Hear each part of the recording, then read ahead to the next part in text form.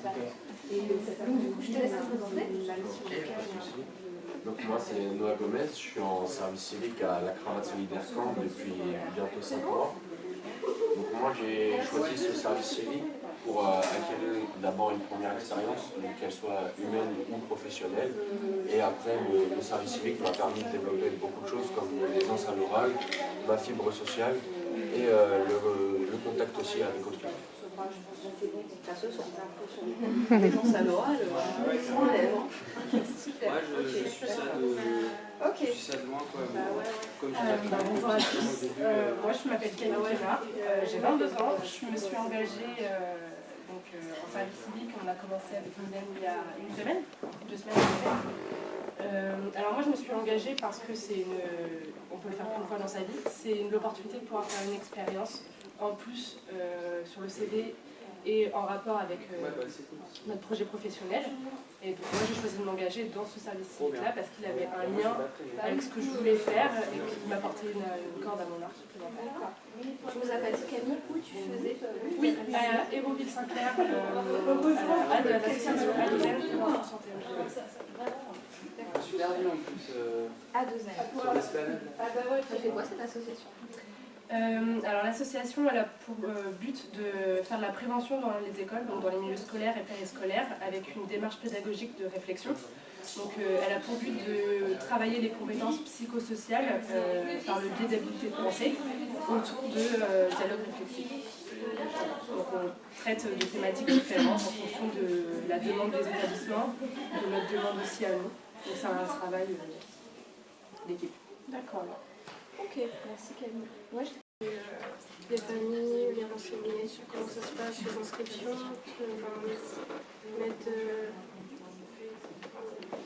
faire un présélectif au niveau des inscriptions.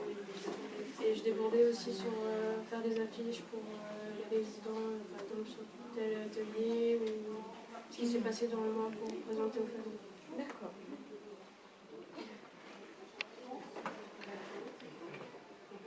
Merci Sophie. Donc Théo. Théo. Moi je suis en service civique depuis septembre au sein de l'association Horizon Naviguer Partagé, donc, qui est située sur le port, on va dire, sur un bateau. Donc voilà, et puis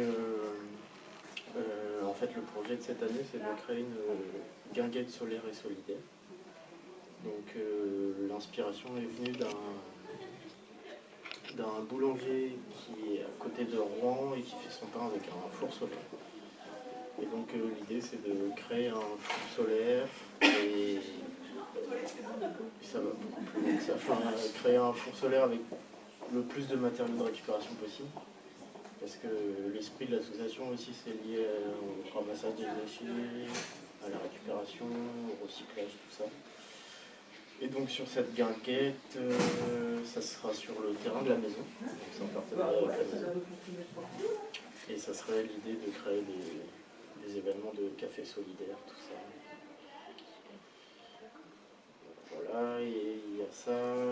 Et attaché à ça, on a l'idée de créer un mini-festival peut-être au mois de mai, si la mairie va bien. La bibliothèque, tout ça. Tu as quel âge, Théo 26 ans. J'ai signé mon contrat in extremis, grâce à Gaël. Bien joué.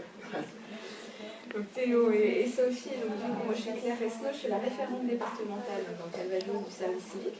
Je travaille au service départemental jeunesse, engagement et sport. Donc, dans ma fonction, je suis chargée de la promotion du dispositif pour le faire découvrir aux jeunes. Donc moi ce qui va m'intéresser assez rapidement, c'est de savoir comment vous avez connu le dispositif service civique, ce que ça vous a apporté, et puis ce qu'il faudrait peut-être de votre point de vue, au travers de votre expérience, modifier, soit pour le déployer, soit dans la mission à proprement parler, etc. Donc voilà, j'ai besoin vraiment de me nourrir de ça. Je suis également chargée des contrôles auprès des structures pour savoir comment vous êtes bien ou pas bien accueillis. Donc en fait, ce que je vais recueillir moi aussi, c'est un petit peu votre avis, voilà, votre expérience, sachant que rien de ce que vous dites sur le plan personnel ne sera remonté au national. Évidemment, je ne vais pas vous nommer, mais l'idée c'est de pouvoir alerter sur ce qu'il faut améliorer. Et voilà, hein. Pour moi, c'est important de me nourrir de votre vision, hein, de tout ça. Donc, première grande question, vous avez découvert le dispositif service civique comment? Alors moi, par mon frère. D'accord. À Unicité. D'accord, d'accord. Et ça t'a donné envie de le faire également parce que ton frère avait une expérience positive? Oui. D'accord.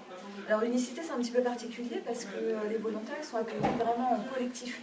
C'est un gros groupe de volontaires, hein. Il y a plus de 300 volontaires qui sont accueillis d'un coup et répartis sur plein de missions différentes.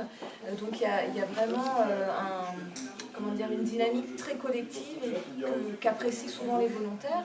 Donc toi, tu as une expérience qui est différente parce qu'à la Cravate Solidaire, vous n'êtes pas 300 évidemment. Et du coup, comment tu le vis, le fait que... Alors vous êtes combien de volontaires sur la Cravate? Je suis le seul volontaire. Tu es le seul. Alors du coup, tu le vis comment? Je suis accompagné de 3 salariés et je le vis extrêmement bien parce que ce qui est valorisant, c'est extrêmement gratifiant de rencontrer pas mal de gens, de les aider. Donc en fait, nous, ce qu'il faut savoir, c'est qu'on favorise l'accès à l'embauche. On travaille 2 points complètement essentiels avec des personnes, c'est les choix de la tenue vestimentaire, donc avec un bénévole qui s'est engagé dans notre association. On lui propose la tenue la plus adaptée à ses goûts, mais aussi avant tout au code de l'entreprise que la personne vise. Et on travaille aussi, le deuxième aspect, c'est une simulation d'entretien, donc avec soit des personnes issues des RH ou des anciens chefs d'entreprise. Donc là, c'est plus un jeu de questions-réponses où on va essayer d'emmener la personne sur des terrains dans lesquels la personne est le plus à l'aise, afin de maximiser ses chances de réussite à l'entretien. Bonjour, t'en parles très très bien. On a l'impression que tu as créé la Cravate Solidaire. tu as commencé quand ta mission? Fin juin. Ah, bravo. Je ne sais pas ce que vous en pensez, mais je suis assez estomaquée de ta capacité oratoire. Donc les filles, Théo, vous avez entendu parler comment du service civique? Moi, c'est un petit peu pareil. J'avais l'impression de savoir ce que c'était. Parce que ma soeur en a fait un, que ma famille aussi, en coloc, etc. Mais après, ce qui est intéressant, c'est que justement pour la limite entre service civique, bénévole, salarié, peut être compliqué. C'est sûr, parce que en fait, c'est une première expérience. En fait, on est immergé dans le monde associatif, tout ça, donc. En fait, la limite peut être compliquée parce qu'on dit qu'on est en collaboration, c'est ça, avec le tuteur ou le membre de l'association.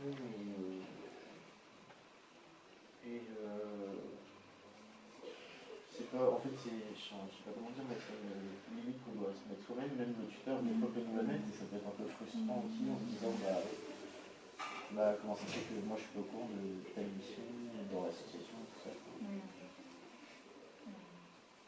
Et comment on fait pour se la mettre soi-même alors, pour cette limite? Non, je sais pas. Je sais pas, ouais, c'est compliqué parce qu'en même temps, on va s'engager aussi à fond. Mais c'est pas forcément antinomique. C'est pas forcément antinomique. La seule chose, c'est effectivement qu'en termes de responsabilité, il ne vous incombe pas des obligations de résultat.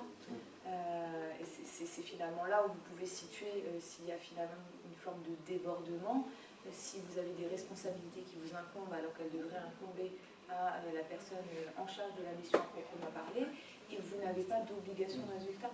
Alors j'ai en mémoire, je pense à ça parce que j'ai en mémoire une structure qui disait mais toutes les semaines on fait un rendez-vous avec le volontaire pour voir si les objectifs sont atteints. Non, stop. Le volontaire, il a vocation à vous accompagner dans vos missions, à contribuer mais certainement pas à avoir une mission à proprement parler avec une injonction de réussite. Enfin non, on ne peut pas. Donc c'est finalement là le curseur qui peut être aidant pour vous à vous situer dans la place que vous devez occuper au sein de la structure. Moi je pose toujours la question, là je sors de 2 jours de formation civique et citoyenne à la Ligue de basket pour ne pas la citer. Si aujourd'hui on vous retire ce que vous pensez, mais c'est louable et c'est la réalité d'une projection très professionnelle grâce au service civique, qu'on vous enlève les indemnités de 611 €. Est-ce qu'aujourd'hui vous vous engagez en service civique? Ben, quand je pose la question, ben, il y en a 95% qui me lèvent la main et qui me disent non. Voilà. Et donc ça, effectivement, c'est aussi quelque chose qui nous interroge dans le sens, ce serait louable d'avoir un engagement complètement dissocié de l'indemnité, mais ça c'est dans un monde de bisounours, ça. Hein, faut aussi qu'on soit conscients, nous, les acteurs de cette mise en œuvre du dispositif, déjà de vous accueillir dans d'excellentes conditions. C'est pour ça qu'on fait un gros travail d'agrément et de bien vérifier les conditions dans lesquelles vous allez être accueillis pour que ça vous serve, pour que vous soyez épanoui, pour que vous soyez riche des échanges avec les autres, que ça vous apprenne des choses, que ça vous interroge aussi sur l'environnement professionnel en tant que tel. Tu disais tout à l'heure, la limite, elle est quelquefois difficile à comprendre et à cerner entre le service civique, le bénévole, le salarié. Quelquefois, on est sur des lignes de crête, la frontière, on la dépasse quelquefois, après, on fait des pas pour revenir dans notre fonction de service civique. Mais c'est aussi un enrichissement personnel, ça. Enfin, Et puis cette logique de parcours dans laquelle vous vous êtes inscrit, enfin, ton témoignage sur le fait que tu as un membre de ta famille qui est président d'une association, et donc tu as été baigné dans cette vie associative qui t'a apporté, je pense, une connaissance de personnes au travers de l'association, mais dans d'autres associations, je ne sais pas dans quelle association est investi ton papa, mais c'est aussi ça la richesse associative. On est tous nés à Jeunesse et Sport, nous, d'une première expérience dans la vie associative, tous. Voilà, et puis après, on a construit notre parcours comme vous allez le construire. Et puis vous voyez comment Claire en parle et comment j'en parle du service civique. Si on n'était pas persuadé du dispositif, moi je le dis systématiquement, je ferais autre chose, très sincèrement. Par respect pour vous, et puis par respect aussi par moi-même. Mais tout ce que vous dites, c'est bourré de sens, quoi. Alors, Christophe Boulan, qui est référent régional. Moi j'avais une dernière question qui me taraude, c'est est-ce que vous parlez autour de vous également du service civique? Parce qu'en fait on sait aussi, sans trop vouloir revendiquer qu'on sait tout, évidemment non, mais que entre vous ça marche beaucoup mieux quand la communication émane de vous, entre jeunes. Parce que nous on est maintenant trop vieux, et elle marche beaucoup mieux, beaucoup plus. Donc c'est pour ça aussi que je fais souvent appel à des volontaires en service civique, parce que vous en parlez 1000 fois mieux que nous. Est-ce que vous, de votre côté, vous passez le relais dans la communication et vous promouvez, je ne sais pas si ça se dit comme ça, le service civique? Est-ce que ça c'est quelque chose que vous faites tous ou pas? Ouais. D'accord. Et vous faites comment? Vous le faites avec des amis, la famille, à la fac? Comment vous faites ça en fait? Les réseaux. Les réseaux? Oui, les réseaux aussi. Ouais, les réseaux. On a la chance d'avoir une association qui est très active en termes de communication. On a même été plus, parce qu'on a fait une formation en fait d'une semaine au début de notre service civique pour être en immersion avec les idées de l'association, la démarche pédagogique, les outils d'intervention, les trames d'intervention, comment on fait une trame, les notes de frais, enfin, tout ça, on a été vraiment très bien formés, avec une super belle ambiance. Et du coup, il y a des employés du coup, qui sont chargés de communication, croissance et développement, qui justement sont sur le volet communication. Et donc on a été diffusé sur les réseaux sociaux, sur Instagram, Facebook, LinkedIn, qui sont vraiment au taquet. Et donc, nous, de notre côté, on repartage les posts qu'ils font pour justement que les personnes qui nous suivent puissent voir aussi ce qu'on fait dans l'association. Et du coup, ça intrigue, en tout cas, l'entourage. Enfin, mon entourage, en tout cas, ça intrigue. C'est quoi le service civique? Qu'est-ce que tu fais? Demain, ce que tu fais dans l'association. Et du coup, par extension, par effet boule de neige, ça en parle autour. Et ça m'intéresse, vous pouvez venir intervenir dans l'école de mon fils. Ok, je prends les contacts. Et c'est impressionnant. Et ça intéresse. Ça intrigue.